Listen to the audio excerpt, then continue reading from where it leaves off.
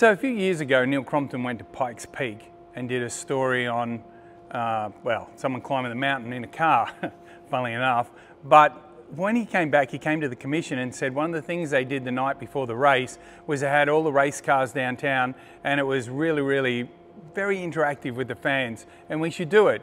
So it's taken a fair bit of time, but now we are doing it. We did it for the first time in New Zealand and it went off. It was great. We had the cars down in town. All the fans could come and have a look. It was very popular. So we're going to do it at more events.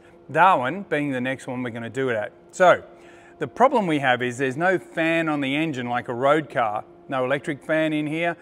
And so it just doesn't have any way other than the air running through it to cool the engine down. So currently, as the car goes faster, the air blows in here through the radiator. You can see this behind the air filter, there's a duct which encapsulates the front of the radiator and blows the air through that. So the faster you go, the more air that goes through the radiator, the more it cools it down. This car does run a thermostat, which is unusual for a race car, like a road car. So when it gets up to around 75 degrees, the thermostat opens, allows the water out of the engine to go through the radiator.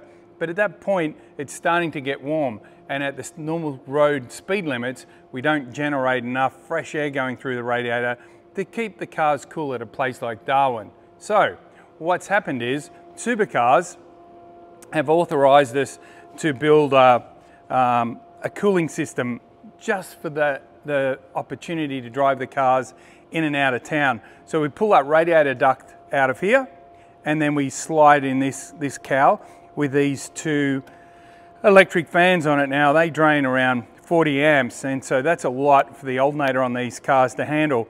So what happens is one comes on, and then 5 degrees hotter later, the other one comes on, so it doesn't overload the system.